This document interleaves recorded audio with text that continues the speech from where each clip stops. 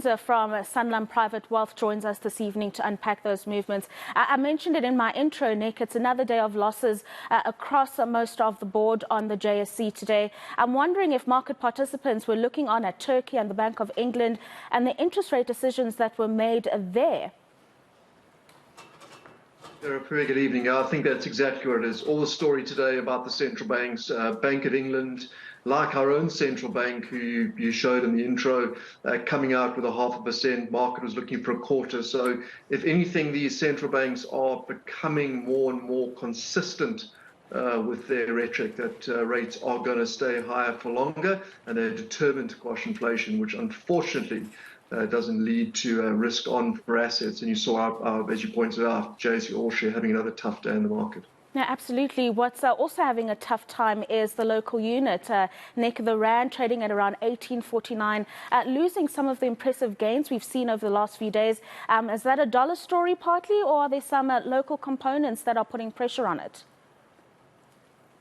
I think very much a dollar story. Mr. Powell, speaking in front of the Senate yesterday, was quite hawkish about the dollar, sort of refunding allegations that rates might come down. He's sticking by his idea that the dot plot, another 2 rate rises in the US. Once again, in front of the Senate again today, you had the Bank of England as well. So, these G10 countries very much talking about rates staying higher, as I said. So, yeah, the Rand, other emerging markets didn't really stand a chance today. So very much a strong dollar theme, and we're seeing it already going into the close.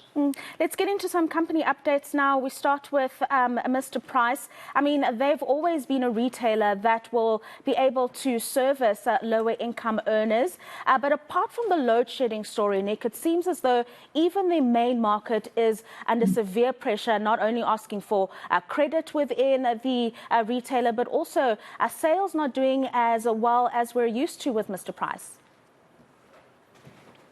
Yeah, Mr. Price, unfortunately being a consumer cyclical, very much exposed to the South African consumer, feeling a little bit of pressure, and they alluded to that this morning, as I said, not just load shedding, which they mentioned. They also mentioned the consumer under pressure, and that particular LSM, which they look after, that group under pressure. Although saying that, I thought the outlook wasn't too bad, and the stock up a couple of percent on the close. So as I think the market digested the story, I think more than in the price, but nevertheless, a little bit of cut in the dividend was a little bit less than what we were looking for. Also earnings per share a little bit light as well. So they got some challenges.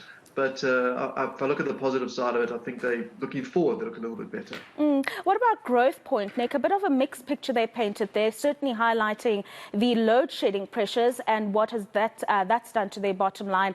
But they did indicate that the V&A waterfront is one of the big boomers for the business. Yeah, Growth Point, South Africa's biggest REIT, biggest property share on the JSE. Numbers I thought weren't overly exciting. In fact, leading a little bit more disappointing. Vacancies rising, although they did say, as you pointed out, that the V&A waterfront was the absolute standout. But the rest of their portfolio wasn't looking too good. And I think it's a little bit too early to dive back into these property shares just yet. Although saying that, looking forward, they look a little bit better, but they've still got certainly some pressure when it comes to people returning back from work from home and the like, and the consumers going back. So under pressure still. Yeah, and then finally, Nick, we had Stadio coming out with an update as well, flagging about an 8% increase in school admissions. It looks like they're finally out of that difficult COVID-19 point where it was very difficult for them to have, like other learning institutions, people back on school premises and seeing larger enrollments. I mean, they own institutions like AFDA as an example. Yeah, that was a little more encouraging out of the releases today. Market liked it. It was up a little bit on the close. Also, as you said, highlighting the fact that more and more people coming back, working from, studying from their schools, and they're pushing ahead with a little more school openings as well. And certainly from a South African context, the private schooling, or that sort of, Model C, which they specialize in, a lot of uptake there. So I thought quite encouraging report from them, considering once it came out. Yeah, no, thank you very much for that update. That is Nick Kunze from Sanlam Private Wealth, wrapping up the market day that was today. And that's all.